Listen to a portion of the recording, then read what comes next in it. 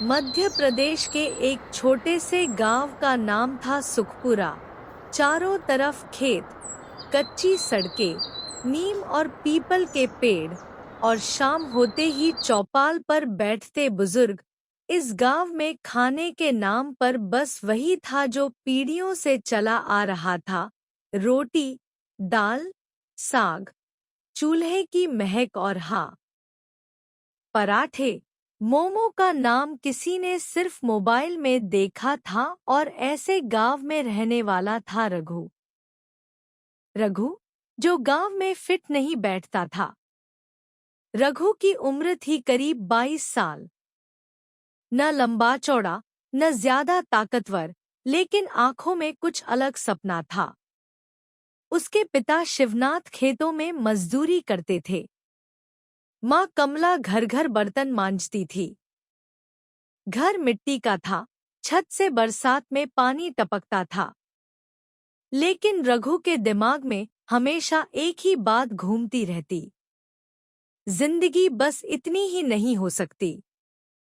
गांव के लड़के उसे चिढ़ाते थे। कि रघु शहर का हीरो बन गया क्या? वो हंस देता, लेकिन अंदर से टूट जाता। एक दिन रघु मजदूरी के लिए पास के शहर गया।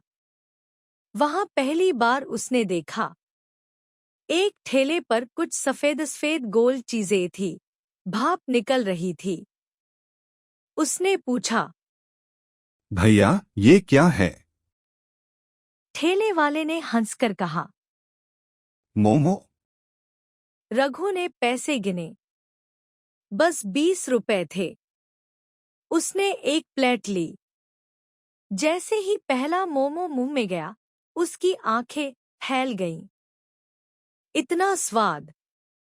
गांव में कोई नहीं जानता इसे। उसी पल उसके अंदर कुछ जाग गया। रात को रघु सो नहीं पाया। बार बार वही ठेला, वही भाप, वही स्वाद याद आता रहा। उसने मन ही मन कहा, अगर ये मोमो गांव में बिके तो? सुबह उसने माँ से कहा, अम्मा मैं मोमो बनाना सीखना चाहता हूँ। माँ घबरा गई। पागल हो गया है क्या? लोग हंसेंगे। पिता ने डांट दिया। ये सब छोड़ काम पर ध्यान दे। लेकिन रघु का मन तय कर चुका था। रघु शहर गया, उसी मोमो वाले के पास। बोला, भैया मुझे मोमो बनाना सिखा दो, मैं बिना पैसे काम करूंगा। शुरू में मजाक उड़ा, लेकिन रघु की मेहनत देखकर वो मान गया। दिन भर बर्तन धोना, रात को आटा गूंथना, सुबह सब्जी काटना, हाथ जलते, उंगलियां कटतीं, लेकिन आंखों में चमक थी। 3 महीने बाद रघु मोमो बना सकता था। रघु गांव लौटा। एक पुराना ठेला लेकर वह खड़ा था और ठेले के आगे लिखा था, रघु मोमो सेंटर। गांव वाले हंसने लगे। अरे ये क्या बेच रहा है? चावल की पकौड़ी।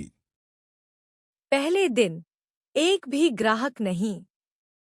दूसरे दिन 2 बच्चों ने खाए, थूक दिए। रघु उदास, लेकिन ठेला नहीं हटाया। तीसरे दिन गांव की सबसे बुजुर्ग दादी आई, कहा, बेटा जरा चखाए। रघु ने कांपते हाथों से प्लेट दी। दादी ने एक मोमो खाया, फिर दूसरा, फिर पूरी प्लेट। दादी बोली, बेटा ये तो पराठे से भी बढ़िया है। शाम तक दादी की वजह से भीड़ लग गई। जो लड़के हंसते थे वही अब लाइन में खड़े थे। कोई बोला, भैया चटनी ज्यादा देना। रघु रोज 50 मोमो बेचने लगा, फिर 100, फिर 300। उसने गांव में पहली बार स्टीम का स्वाद दिया। एक दिन गांव का पराठे वाला बोला, ये ठेला हटाओ, मेरी दुकान पर असर पड़ रहा है। रघु डर गया, लेकिन गांव की महिलाएं आगे आईं, बोलीं, अगर रघु जाएगा तो हम भी नहीं खरीदेंगे। पराठे वाला चुप हो गया। रघु ने पहली कमाई से माँ को साड़ी दिलाई, पिता के लिए जूते। पिता की आंखें भर आईं।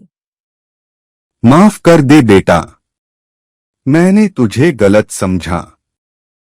रघु मुस्कुरा दिया।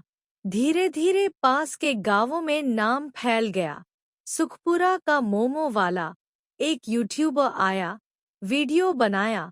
वीडियो वायरल हो गया, शहर से लोग आने लगे।